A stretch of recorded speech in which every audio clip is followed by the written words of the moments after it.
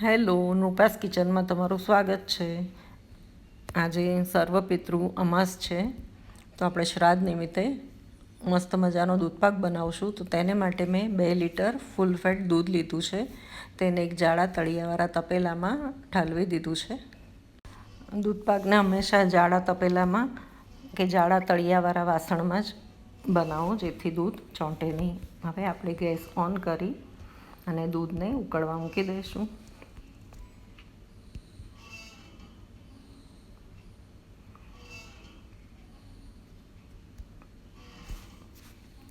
એક વાડકીમાં મેં 1 વાડકી ભરીને બાસમતી ચોખા લીધા છે, જેને મેં ધોઈને કોરા કરી લીધા છે. તમે ઈચ્છો તો કોઈ પણ ચોખા લઈ શકો, પણ બાસમતી ચોખાની સુગંધ ખૂબ સરસ હોય છે અને તેમાં મીઠાશ બહુ હોય છે, તો દૂધપાક એકદમ સરસ મીઠો મધુરો બને છે. જેથી બને તો બાસમતીનો જ ઉપયોગ કરવો. હવે તેમાં 1 ચમચો ઘી ઉમેરી અને ચોખાને આપણે બરાબર મિક્સ કરી દઈશું ઘીથી.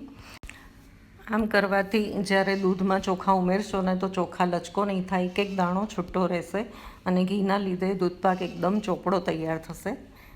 ક્રીમી અને સ્મૂધ એકદમ ટેક્સચર આવશે એનું. તો હવે દૂધનો એક ઉભરો આવી ગયો છે, તો આપણે ચોખા ઉમેરી દઈશું તેમાં. દૂધનો એક ઉભરો આવે ને પછી જ ચોખા ઉમેરવાના અને દૂધને ઉકળવા દઈશું આપણે લગભગ 10થી 15 મિનિટ સુધી. લો ટુ મીડિયમ ફ્લેમ પર આપણે દૂધને ઉકળતા રહીશું. જો આપણું દૂધ ઉકળીને ખાસું રેડ્યુસ થઈ ગયું છે. જો તમને દેખાઈ રહ્યું હશે, ખાસું ઉકળી ગયું છે દૂધ આપણું.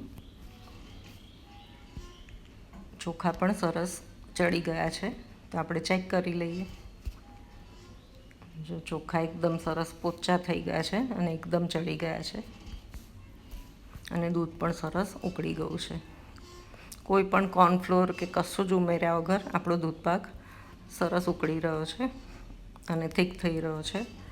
તો હવે 1 કપમાં થોડી ઓછી મેં સાકર ઉમેરી છે. સાકર તમારા સ્વાદ મુજબ વધઘટ કરી શકો છો, પણ 2 લીટર દૂધમાં આટલી સાકર પૂરતી છે. 1 ચમચી એલચી પાવડર ઉમેર્યો છે મેં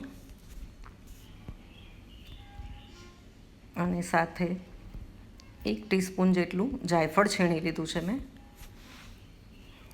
દૂધપાકમાં જાયફળનો સ્વાદ ખૂબ જ સરસ આવે છે, તો જાયફળ જરૂરથી ઉમેરજો. જાયફળ વગર દૂધપાકનો સ્વાદ અધૂરો છે. મારી વિડીયો જોવાનું ગમતું હોય તો સ્કીપ કર્યા વગર છેક સુધી જોજો અને એક લાઈક જરૂરથી કરજો.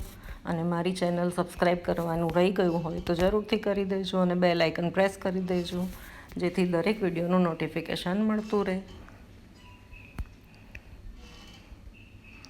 છેલ્લે આપણે ચપટી કેસર ઉમેરી દઈશું. મેં વાટ્યું કે ઘોળ્યું નથી, કેસર આમ જ ઉમેરી દીધું છે. દૂધ ઉકળશે એટલે આપોઆપ તેનો સરસ રંગ આવી જશે. અને મુઠ્ઠી ભરીને પિસ્તા અને બદામની કતરણ ઉમેરી છે. અને જો તમારી પાસે કેસર અવેલેબલ ન હોય તો ચપટી હળદર પાણીમાં ઉમેરી અને પછી તમે દૂધપાકમાં રેડી દેશો તો પણ દૂધપાકનો કલર ખૂબ જ સરસ આવશે. અને કંઈ ન ઉમેરો તો સફેદ દૂધપાક પણ ખૂબ જ સરસ લાગે છે. જો આપણો દૂધપાક બનીને સરસ તૈયાર થયો છે, તો ગરમા ગરમ સર્વ કરી લઈએ. અને છેલ્લે પિસ્તાની કતરણથી ગાર્નિશ કરીશું આપણે. ચાલો ત્યારે ફરી મળીશું આવી જ અવનવી રેસિપીસ સાથે. ત્યાં સુધી આવજો, ધ્યાન રાખજો તમારું.